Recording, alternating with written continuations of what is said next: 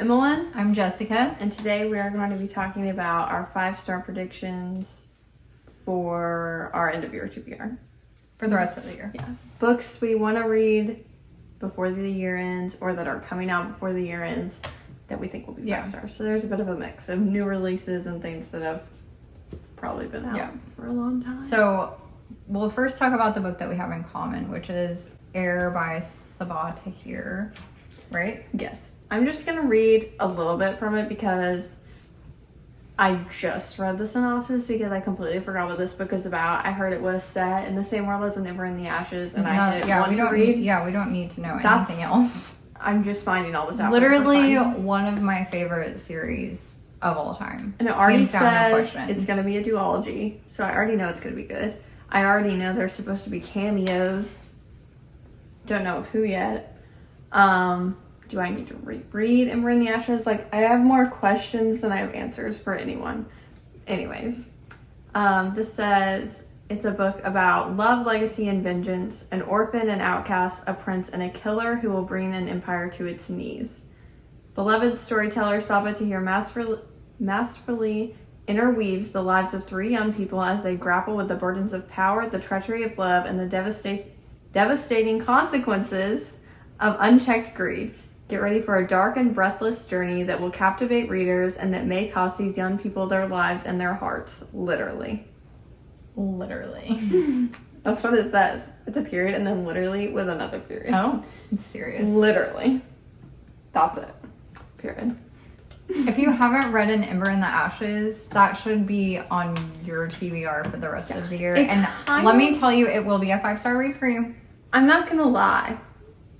It sounds kind of the same as An Ember in the Ashes. Yeah. Like, I don't care. 3 people, they all come from different backgrounds, but they're all gonna come together and we're gonna bring this empire down. I don't care. I'll read it no matter what, but it sounds the same. Yeah. So, okay. The cover's beautiful. So my first one I'll talk about individually is actually the book I'm currently reading. I don't know if that's cheating, but oh well. And that is The Unmaking of June Farrow by Miss Adrienne Young, a queen. And I've been saving this book until we got to North Carolina because it's set in the summer in North Carolina. But this book basically follows... June Farrow comes from a line of women who are kind of like seemingly cursed. Not like in the magical sense, but they all eventually start losing their minds. And so June Farrow is about, I think she's in her early 30s.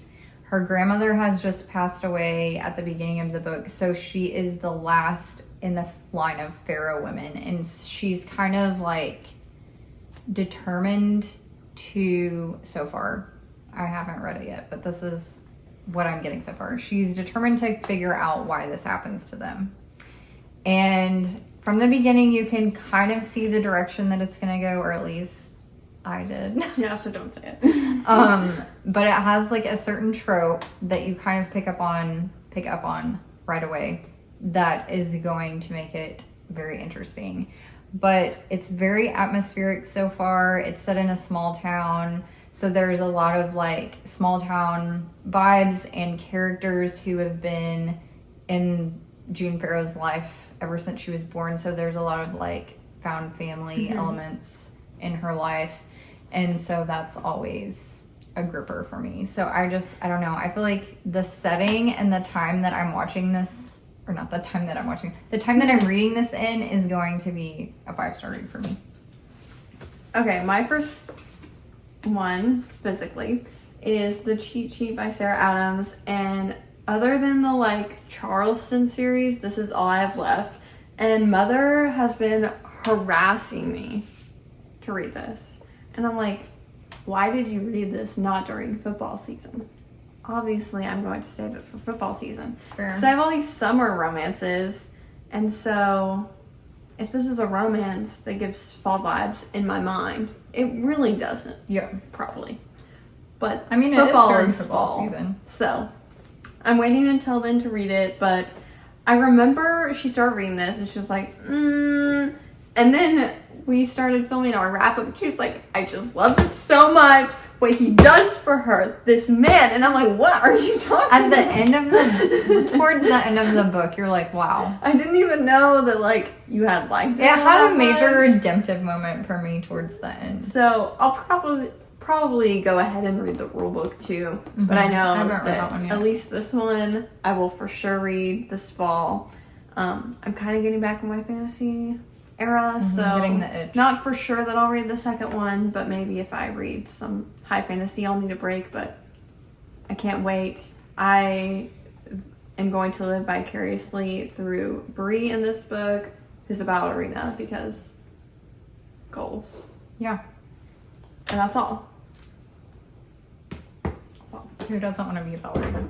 Okay, so I said this in our previous video, but our family is watching Turn, and it is rewatching Turn, and it's making me have just the itch to read every historical fiction book I own, which is a pretty big shelf, so I have a lot to choose from.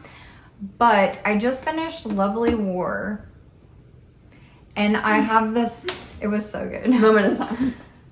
But I have this strong desire, and I knew I would before I read it. I think I even said it to Emmalynn, but I have the strong urge to read Divine Rivals now because the similarities just seem so great. Like, I mean, I'm kind of like, did Rebecca Ross copy the idea of Lovely War? Because I'm pretty sure Lovely War came first. But yeah, I just want to see how the two compare. So it has fantastical elements because there are gods at war, but it takes place kind of during a historical setting too, right? Mm-hmm. I mean, like, is it during an actual human war? Like, no. It's just the war between the gods. Yeah, but I always pictured it as like 40s, like World Great War, Depression type of vibes. And all the fan art looks like that too, so I know I'm not crazy. Yeah.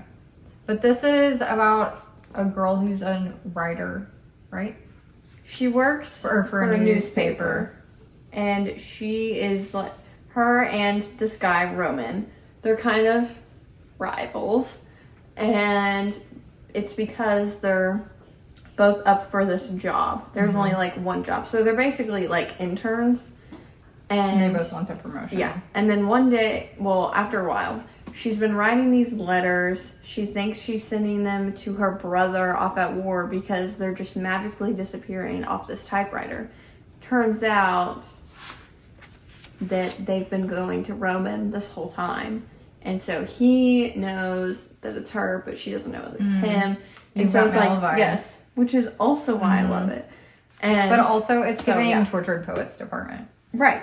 With the typewriter.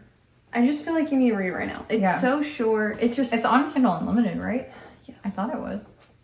But yeah, I just want to see how the two compare in the overall storyline. Like, do they just have a little bit of similarities, or is it literally like they're the same book in a different font? I feel like Lovely War probably had more of a war element. Yeah, and I mean, Lovely War is based on actual historical people even. Like, there's people in the book who are real people in history.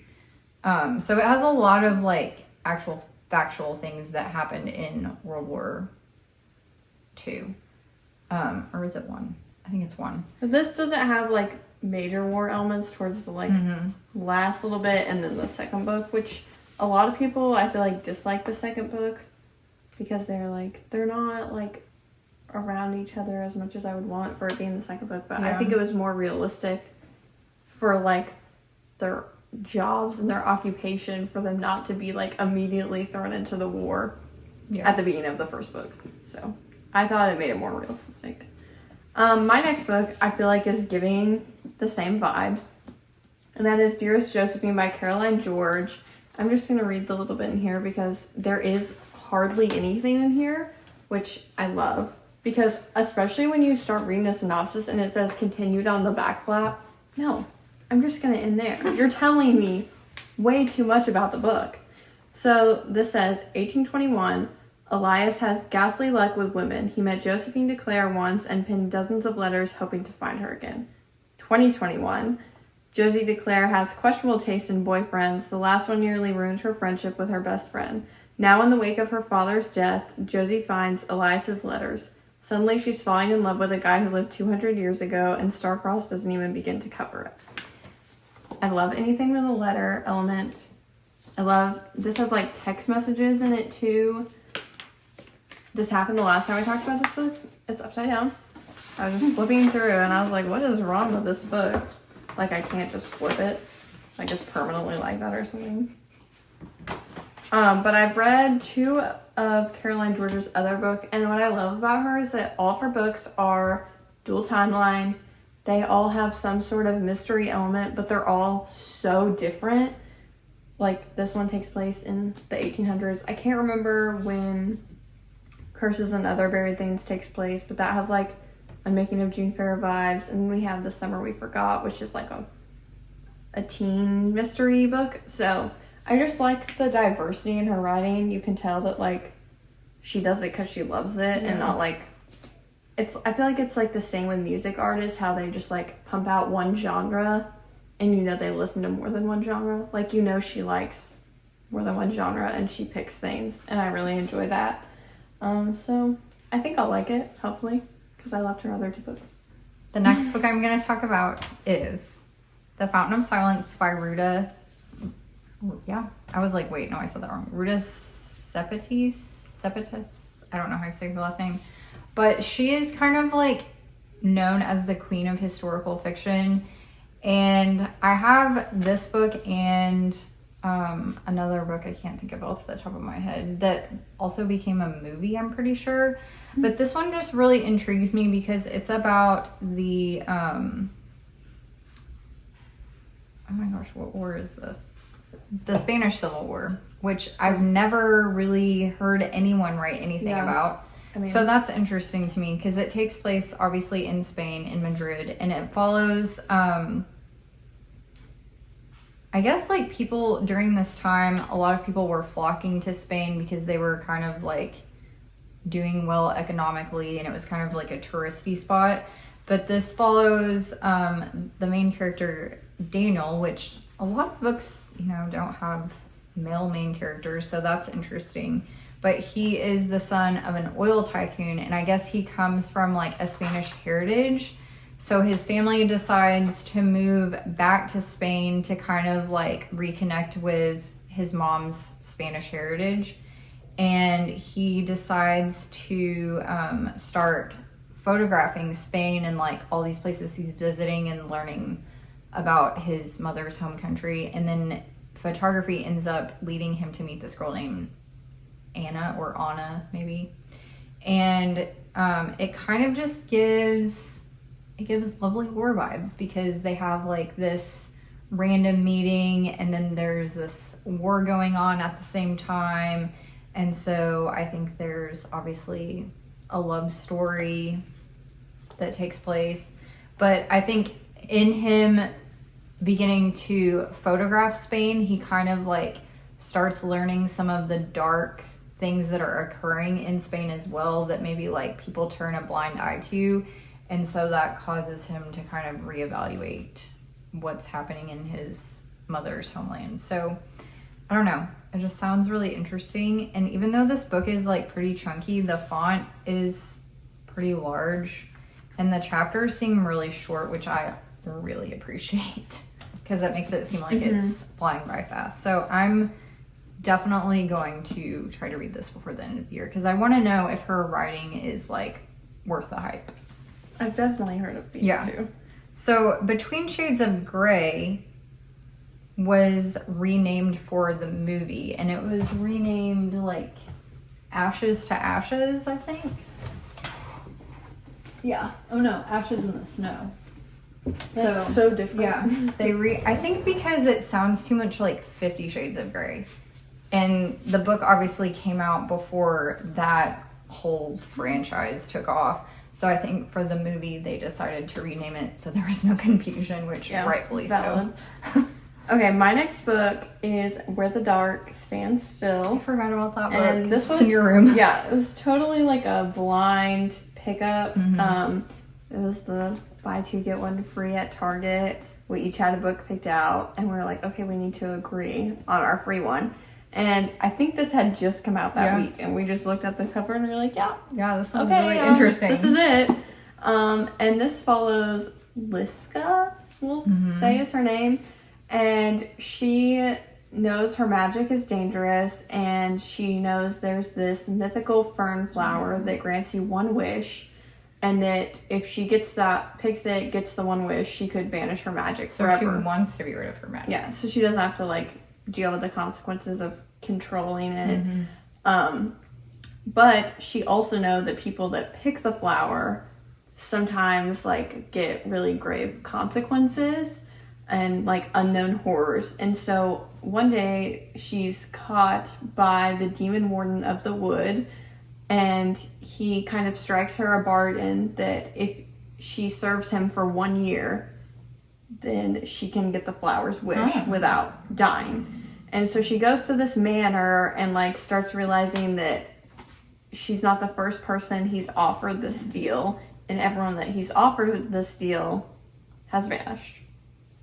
So she's like trying to figure that out. Any folklore tie-ins? I feel like it looks like it would.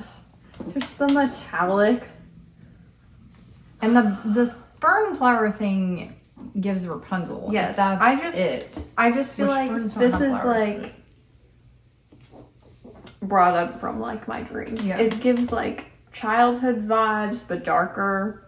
And he has which antlers. I love. I just realized they're coming out of his head. I thought it was just behind. No. I don't know. Like her dress and stuff just gives like folklore vibes. I'm so even if it doesn't tie into a specific country's folklore vibes, it ties into Taylor Swift folklore vibes. You're so right. Actually looks like the piano. It does. So yeah, I'm so excited to read this.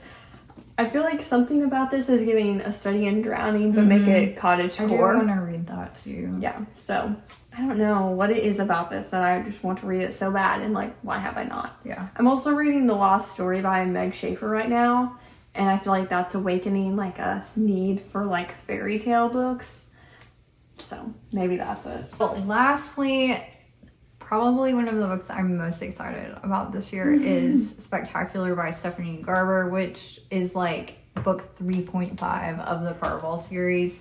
Carvel is it's the longest everything to me novella I've ever heard of. It's like over 200 pages. Yeah, it's I think 226 pages. It comes out October 22nd. And you best believe I will be in Barnes & Noble the day it comes out. Put on my Christmas tree care. Just for vibes. Yeah. But it's set in the Carvel world at Christmas time, and Scarlett is throwing a holiday party. And that's all we really need to know. That's all we really need to know. And she's like mess it up. She's like trying to find Legend the perfect gift, and Legend doesn't really like Christmas, so he needs to get him the perfect gift so he can like Christmas. I don't know. But I love it. People are saying in the comments on Goodreads, like, if Jax doesn't have a cameo, this book is nothing to me. So we'll see if he does. I don't really care that much. Emmalynn would care. I'm a Carvel girly. Emmelynn's a what is Once Upon a Broken Heart. I can never remember the first book. I'm sorry. I just love Carvel so much. Anyways, yeah, that's the last one for me. The last one is Nothing Like the Movies by Lynn Painter. Oh, yeah. It's gonna be emotional, I think, because it's a second chance romance.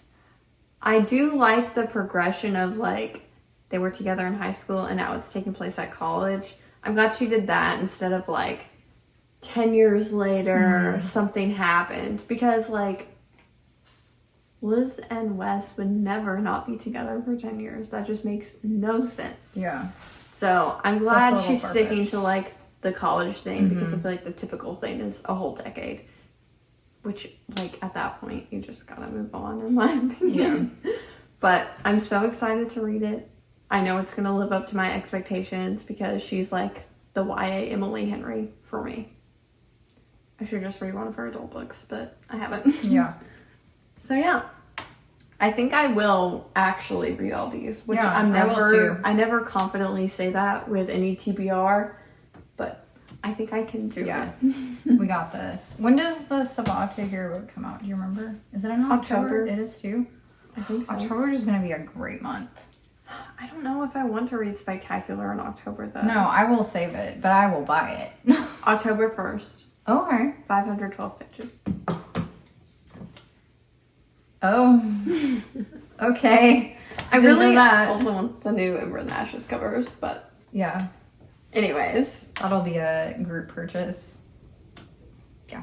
Anyways, those are the books we're excited about. The books that are the most promising, we think, will be the most promising. The books that will reap the most reward. So, anyways, let us know what books you're looking forward to reading, either coming out or books you already own. What are you trying to finish off for the rest of the year? And yeah, we'll see you in our next video. Bye-bye.